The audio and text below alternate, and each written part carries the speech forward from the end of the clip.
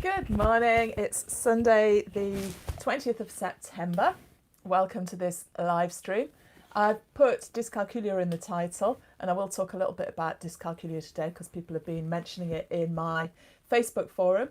But of course, your questions take priority. So if you've got any questions, please post them. I'll be keeping an eye out for them. I do sometimes miss questions and comments, so please post them again. So brief update for this week. I have filmed and published yesterday a video on teaching percentages.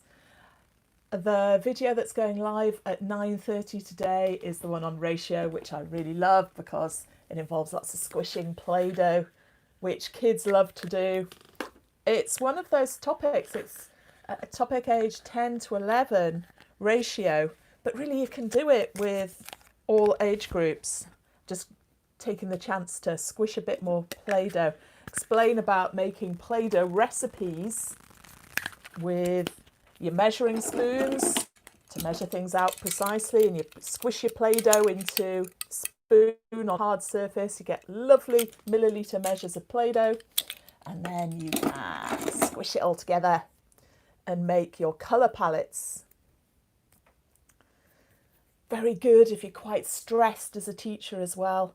I would recommend that you do ratio, so you get some Play-Doh in so you can spend lots of time squishing your Play-Doh and developing some lovely shades of orange. So that video is going live at 9:30 today if you want to see that one on ratio.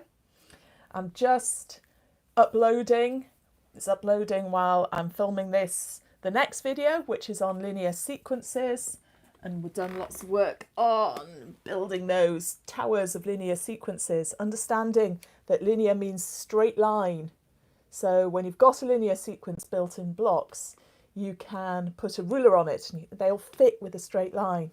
So getting the deep understanding behind the imagery that's going to connect all future topics on linear sequences, linear functions, summating linear series, getting the foundations in place right. I can see some people are watching. If you're there, it'd be great if you could say hi. If you've got any questions, please post them. So what else has been going on in the world this week? Well, in the Facebook forum, which is Expert Primary Maths Teaching, I got an excellent post on Dyscalculia, which is number blindness, and it linked to some videos that gave really clear descriptions of it. And of course, you may come across it because you may have children coming to you from all sorts of places, and Dyscalculia, to explain exactly what it is, it's like if you're learning, if you've moved to a new place and you're trying to find your way around, one way to do it is that to use your Satnav, and your Satnav will tell you the routes to different places.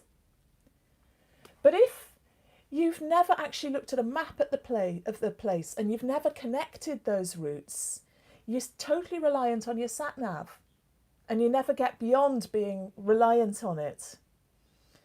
It's a really good idea to stop and look at the map, and then when you use your Satnav, it's kind of, everything sort of hooks together because you've got a bit of a map in place and you're making sense of everything. So in that analogy, the person who's never looked at the map has the equivalent of dyscalculia because they can't make sense of things for themselves. They have to rely on someone else to tell them exactly what to do. And then if they're in exactly the same situation following the same route, they'll gradually learn that route. But they never can make their own routes. And it's just like that with maths. If we teach kids the maps, the underlying structures, the pictures really thoroughly, really well, and we know all the maps they need and we know how to teach them, then whenever they do a mathematical process, provided we do it in a visual way, they're linking the process to that map. So they're making deep sense of it and they're becoming creative for themselves. But most teaching relies on just teaching children single processes like single Satnav routes. So the children don't become fluent, creative and confident in their own right. And that's what's different about the videos on my channel. They teach you how to systematically teach those maps. And in infants up to age 7, there are 3. There's understanding number as individual objects, because some children think that 4 is a single object, just the 4th thing when they start school, and they lose a lot. So there's that map of ordinal cardinal number. There's the numbers as 5s and 1s up to 20. And there's the numbers as 10s and 1s. And children need to begin to develop those maps. And they can also start to develop the part-whole model. And then in age 7 to 11 maths, there are 6 maps. There's the number line. There's base, and the number line can be done with your bead strings or with a written number line or with an open number line. There's base 10 apparatus, which can be your deans or your place value counters or your arrow cards. There's a part-whole model for understanding addition and subtraction.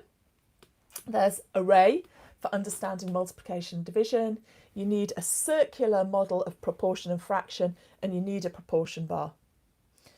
And that's pretty much it. There's a few topics where you're just starting to touch on new models, but you can just work on those in practical contexts, and that the abstract model will actually come later on at about age 12. But all of number can be hooked into those 6 models. So if you teach the maps first, dyscalculia doesn't arise. But what happens if it has arisen? What happens if you get a child coming to you who has extreme maths phobia and has been taught maths for years without that real understanding and is terrified and is miles behind because nothing's connected up? Well, if you work with the structure and the apparatus and you're still systematically teaching it, which is what I train teachers to do, then your teaching will reach those children. And the younger they are, the less it will be a problem. If they're in year 1 and 2, they are still completely workable. You just create a fun atmosphere, they will tap back in really quickly. If they're in year 3 and year 4, you need to work on, there's a video I've done called Fast Addition and Subtraction. That becomes crucial, and that's crucial for all children going forward. It's an interpretation of the number line where children learn to do addition and subtraction quickly. So that's crucial, and teaching with maps is crucial. Your year 3s will usually come back to you pretty quickly if you know what you're doing, your children age 7, 8. But as you get into upper primary, you start to get some children with real psychological barriers to learning as well. And some people think that the way to overcome that is to have a pre-written, step-by-step sequence of tasks to put those children through, and everything will be fine. And sometimes that works and sometimes it doesn't. And the reason it often doesn't is because those children have mentally decided that they can't do maths. And they're starting to have a battle with you as a teacher, especially towards the top end of primary.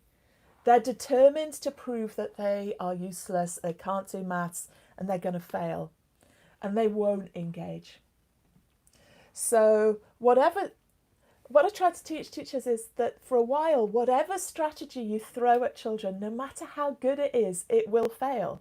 And you have to have lots of strings to your bow, lots of options up your sleeve, because they need you to fail with them for a while. But if you keep going and using different strategies, so if you move from getting children to teach each other, to getting a child to tell you what they can do in easier topics, to working with apparatus, just to telling jokes, going off topic, coming back with onto topic to get them to relax. There's other strategies you can use, like quite funny ones with children, like you can say to a child, if they know a child who's really bright and can always do everything instantly, you can say, well, if you were that person, how would they do it? And sometimes it just works. They step into a different mindset and they pretend to be that other child, and they can release their ability to do it by pretending to be someone else. There's loads of strategies like that that are fun to work with. It's really good fun when you know that the failure that happens is just part of the journey and you've seen it many times and you're in the comfort zone because you know you're going to be able to fix this child, and you can let them fight you and let them fail because you know you'll get there. It's so nice because they really like being securely with an adult who can do that to them. And you just relax and have the good banter and help change their terrible experiences they've had with education back into something really positive that lays great foundations for the future. Hi, I can see I've still got some people watching. You're going to say hi or ask me a question. Tell me whatever's on your mind. It'd be lovely to know. So when I've worked with children, primary school age children, a lot of parents think their child needs tuition. I totally disagree. I always insist on seeing a child with their parents, working with the with apparatus, fixing the map gaps, explaining what they are. I've never seen a child more than twice. They've always been fixed and fine. So I am the world's most useless businesswoman, because your business comes from your regular clients. And with teachers and with children, I explain what they need to know and give them their freedom and their independence just to go off and thrive. But then I don't have the repeat business because they don't need me anymore. So that's why I'm sharing this training live on YouTube and in the recorded videos. So it's just out there. Hello, Jane. How are you? Are you a teacher or a parent? You don't have to say if you don't want to, if that's private. But if you've got any questions, fire them my way. I'm probably just going to speak for another couple of minutes, and then if I've got no questions coming at me, I'll leave it for today. Oh my goodness, sun's coming out. I think it could be a good day to get outside on the beach for a good walk, because I think the weather's going to close in pretty soon. Teacher of nursery and reception class. Have you seen my reception class course? Because it does cover the nursery stuff as well. If you go into the channel, into playlists, the whole training is 2 hours, and it goes through everything a teacher needs to understand to be a brilliant reception class teacher. There is also a document that tells you how to do your own planning from the curriculum. That's offline at the minute. If you want a copy of it, just get in touch. It really needs rewritten, but the reception class one is in a better state than all the others, so it wouldn't be that much effort for me to get it in order for you, and it links to all the videos. It's page per term planning. Use your videos a lot and recommend. Oh, thank you. That's so good. So if maths leads, you're probably a maths lead in the UK. I don't know if you know, but maths hubs are not allowed to circulate information about my training or what I do, but you can. The culture of maths hubs is, if you're meeting people face to face, it's absolutely fine to tell them. And if you're not the maths hub leader, it's fine to email people recommendations. So please do that. But the maths hubs were set up only to promote small steps teaching, because that's what Liz Truss, remember her? I'm going to China to sell cheese. British joke. That's what she thought was a good idea. So they got rid of all the low floor, high ceiling, professionalised teaching. Hello, Nicola. Good to see you. So teacher of reception, maths lead, parent of 3. Okay, so tell me what you need to know. As the maths teachers here, I have a real problem with the culture of heads, in that they all believe now that the only way to teach is to buy in a scheme and force all your teachers to follow a scheme that was written by someone else miles away who's never met your children. And that's because they've been indoctrinated with that from the government for the last 10 years. Free emails, free training, all looks official, and no mention that there's any other way to do it, that it's possible for teachers to do their own planning straight from the curriculum and for it to be far better than any of those schemes. It's a sign of the times. Dominic Cummings, he proved himself in 2010 in maths teaching that he could dispose of all the experts and convince people that he was returning power to the people, while he was actually just giving it all to himself. And now he's rolling it out across the whole of society. Bit deep. Let's come back to maths teaching. So you're both reception class teachers, and in reception class, I've got this course, just compiles the stuff, and I would love feedback on it. If you're ever able to email me, it's rebecca@authenticmaths.co.uk. Just tell me for improvements, because all this training was co-produced with teachers over 4 generations of the training, and every teacher who took part in the training put their feedback back into it, and we always looked at how we could learn from everything everyone had to offer. And it's just been amazing teachers that I've worked with. Every teacher's amazing. Every teacher who is out there on the front line working with big classes of children every day and thinking for themselves, they're going to be an amazing person. Nicola, I'll definitely check it out. Thanks. Okay, so if you just go into the channel, go into playlists, it's the reception class, age 4. And then the year, it was my first experimental one, so some of the videos are a bit slow. But the year 1 one is actually the one that I'm most proud of. It actually really captures the training as it was before lockdown. And then lockdown happened. That is what we're looking at. We had, yay! So Jane, if you want any training, I can do some professional development with your school. I was just explaining, I've shared the year 1 training, and the year 1 training is really complete. But after that, lockdown happened. And when I was sharing the reception class in the year 1 training, I was talking to teachers as I went. And then all the teachers were gone. So I went on to a course which just really talked about the maths to teachers and to parents and to whoever was working with the child. It's gradually returned more to talking to teachers. So the year 2 training is missing, but our year 1 really covers most of the year 2 content. And then the what's effectively the year 3 really picks up straight from the end of year 1. Year 2 is just a year where we run around like headless chickens trying to get children to pass SATs they're too young for. Did I say that?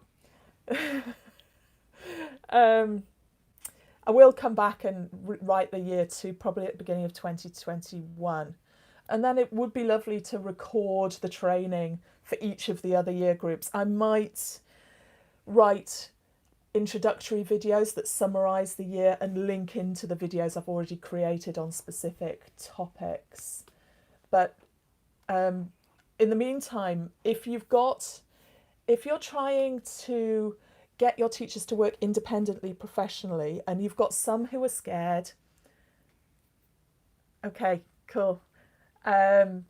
Which maths hub are you in, Jane? If you're able to feed back in, and if this is of use to anyone, it's quite difficult for the maths hubs because they are mandated to roll out small steps teaching. But then what they do is they put teachers in a group, and when teachers start to talk, anything can emerge. And it's often the insight that while small steps teaching is great in working really well in some schools, and it's a really good first step if everything's chaotic, then but it's not actually the best way to teach. It's not the most powerful way to teach. The most powerful way to teach is to have highly professionalized teachers who are totally tuned into their own instincts and to what's in front of them and can respond precisely to the needs of the children because they're focused on them rather than on the pre-written curriculum. And they're using low floor, high ceiling structural teaching, which is much more efficient and powerful than a small steps approach. So these discussions can arise in maths hubs, but then it's hard to know where to go with those discussions because maths hubs are not trained to understand them. You might have a brilliant advisor in there who's done other stuff, but that's quite rare now because they were deliberately set up to wipe that out. But if you're trying to professionalise your teachers and take this journey, and you've got 1 or 2 teachers or 1 or 2 year groups that you're really concerned are going to struggle with this and are very scared, then why not go to my website, authenticmaths.co.uk, get in touch with me, and I can do a 2 to 3 hour block with a single teacher or a single year group to really blast through the training that's going to give them the confidence and skills that they will be able to work straight from the curriculum, straight from their own planning, and do this much better than was possible through a pre-written scheme. It's not particularly expensive. I've been doing it for years. I've not done it online yet, but I'm absolutely confident that I can. I've got the Zoom Pro and stuff, and I'll be starting to do some professional development with some of the schools I've been working with for a long time soon. Because they've got some new teachers who need some training and coming in and filling gaps. So that's a possibility. Okay, I have if you've got any more questions, please post them now because I've got a house full of girls. Well, not a house full, a sleepover. And I need to go and cook some pancakes. It's Sunday morning and it's sunny and we should get them out and down the beach. And if you're teaching, make sure you get out and get some fresh air today. Goodness. Everyone in schools, I know the stress you're under. I've been a single mum and a head of maths in a secondary school in special measures at the same time. So I do know how brutal it is, and I'm watching everything about the particular stresses that you're under now, and it just makes me cry. It's so horrendous, and it's so poorly managed. So yeah, big hugs to you all. Take care. I do this 9 o'clock every Sunday, so you can come back and ask me anything anytime. Thanks, ladies. Enjoy your days too. Bye for now.